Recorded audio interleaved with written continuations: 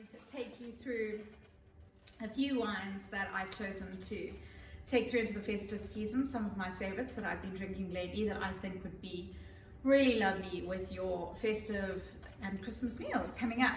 I think so often we tend to stick to the same wines that we enjoy and we love year in and year out, and you know, in our family we've got our Easter wines we love, we've got our Christmas wines we love, but for most part they are the same and they're just overpriced wines that we know are worth celebrating. So trying to get out of that box this year and just to kind of find wines that pair well with a South African style Christmas. So we're not drinking heavy wines that we would have in the Northern Hemisphere to keep warm, but rather looking for wines to keep cool and chilled by the pool while we enjoy our Christmas meal.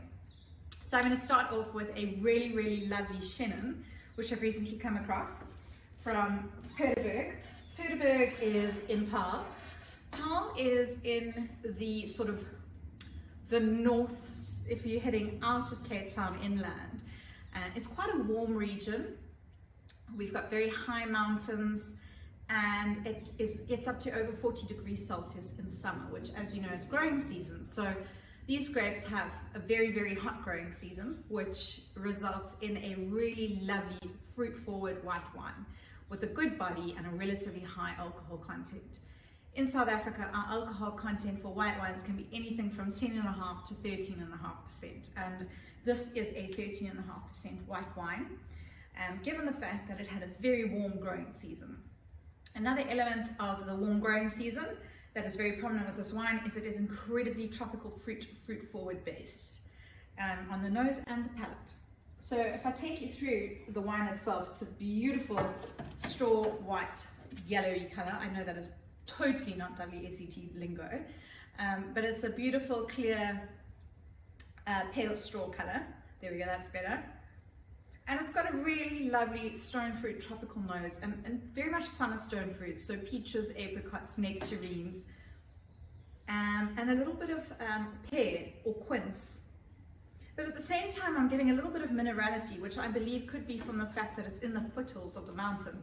So whilst it's very warm during the day, those foothills will cool quite quickly at night to bring the diurnal temperature down and allow the wine to retain its minerality.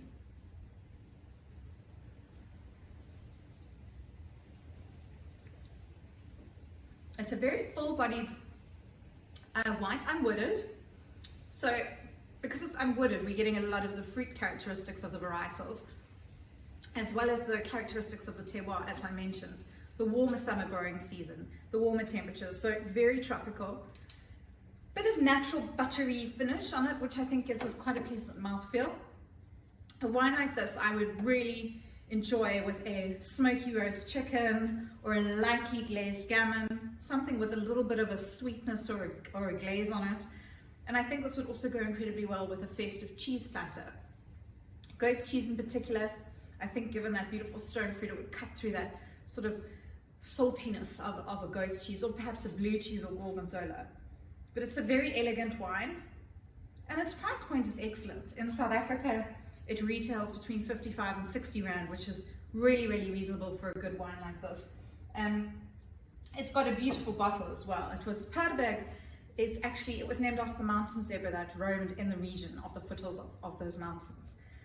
So yeah, it's a really lovely, versatile wine, and I believe it would go with quite a variety of your festive foods. It would also go well if you do mussel pots.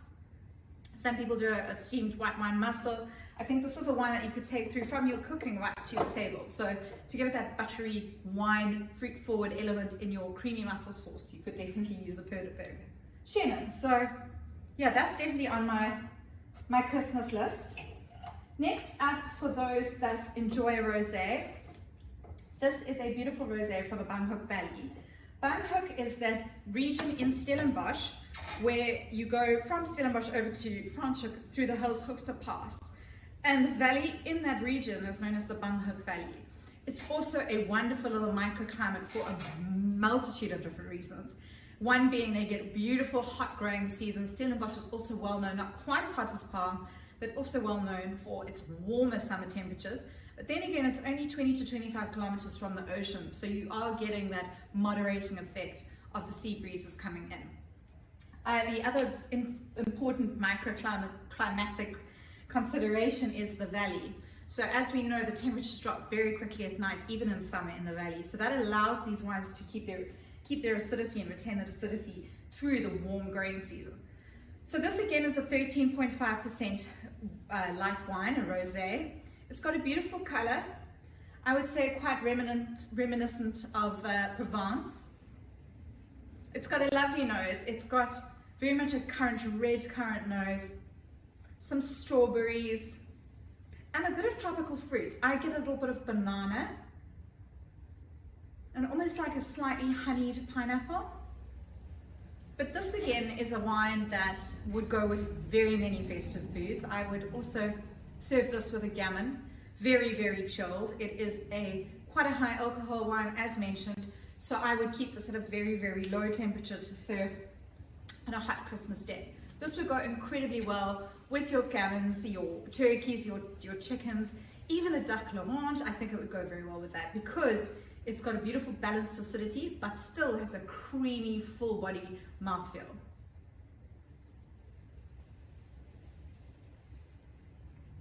It's a little bit warm because I haven't chilled it properly, but I would imagine that poolside would take me back to Provence easily. It's a beautiful, beautiful wine.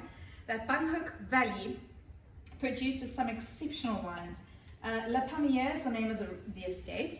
They are just as you go down towards the Franschhoek side of the mountain. They're neighbors with farms such as De Leer Graaf, Takara, Molenvliet, Zorgvliet. It's a beautiful wine producing valley, and they have a very, like I mentioned, very interesting little microclimate, and they produce some incredibly well-known, well-awarded and respected wines. La Palmière means apple tree, and it's a beautiful farm. They've got a bunch of apple trees on the farm, and it's stunning. They've got a gorgeous guest house, so if you want to go and stay there, you could spend a weekend and taste their wines and spend time by their pool, sipping on this gorgeous, gorgeous rosé. This again, I think with seafood, if you do a lot of seafood over the festive, we do prawns, crayfish, salmon dishes would go well with this. Smoked salmon, salmon roulade, salmon mousse. Anything with a bit of seafood and pink orange seafood specifically, this is your guy. I think this is a really great wine. I don't know the price point off the top of my head, but I will put it in the comments of this video. So yeah, I think it's a really, really lovely, well-rounded, versatile rosé that I think if you had to taste on an international playing field is exceptionally good value for money. Then the red I've chosen to chat about today is one of my absolute favorites. I have two die-hard favorite red wines that if my budget allowed I would drink every day. Both from the same winemaker but different labels. His name is Jocelyn van Wyk. He's the winemaker at Constantia Glen, and he produces a number of red wines under the Constantia Glen label, as well as his own red, the Rebecca May, which is a Rhone style red, under his own label, the Van Wyk family wines. But I'm going to talk today about the three. The three is a Bordeaux style red, which contains three of the five varietals. They do have another red called the Five, which has all five in them. This is Cab Franc, Cab Sauvignon, and Merlot. This particular vintage, which is the 2018, is a Merlot-based vintage. So it's a bit softer, a little bit more right bank, and I think you definitely get a really great mouthfeel, and it kind of takes you back to Bordeaux in that style of winemaking. Constantia Valley is well known for Bordeaux style reds. We have a very, very similar terroir to Bordeaux itself, and that we've got the moderating effect from the oceans, we've got the high peaks as well as the valleys and the saddles. We've got quite a bit of saddle mountain area where we've got, I say we because I live in Constantia and I'm quite passionate about it, but we've got a beautiful microclimate as well for these Bordeaux style reds and whites. We produce a number of white Bordeaux style wines as well. Now this would be a perfect accompaniment to a Christmas lamb. It would also still go very well with all your red style, your gammon, pork style dishes. Any sort of slightly heavier Christmas dish, this would go phenomenally with. Also a cheese board, your blue cheese, your gorgonzola, your harder cheeses like a parmesan or pecorino, a bone cast, this would go incredibly well with it. I love this wine because it can be served slightly chilled, quite a high alcohol at 14.5, but definitely not the highest. Also a relatively warm growing season, but Constantia's got a beautiful, almost, although we're in a Mediterranean climate here, it's got that beautiful sort of marine element where we've got the ocean breezes moderating, the warmer, higher temperatures during the summer, as well as the low diurnal summer temperatures that allow for the wine to retain its acidity. The aging potential of these wines, not just Constantia Glen, although they're exceptional, but generally the Constantia Valley is very, very good given the way that these grapes are grown. It's one of the oldest wine producing regions in the world. Well, sorry, it's one of the oldest wine producing regions in South Africa, but probably the world too. Dates back to 1682, I want to say, but that is the name of the restaurant I love, Bistro 1682 at Seeberg. But it was around that region. Can't for the life of me remember it off the top of my head. But this wine is the first vintage from Justin, I believe was the 2011, but I could be wrong. It's probably a 2009. This is available in this as well as a Magnum. And this is the latest release, the 2018. It's only just been released. It is really a beautiful, beautiful wine.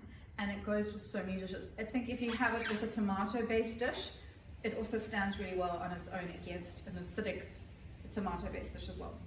So those are 3 of my favorite wines for the festive for this week. I'm going to take you through, in the lead up to Christmas, we're going to go through my 12 favorite festive wines. So those are my first 3, and I hope you enjoyed this video.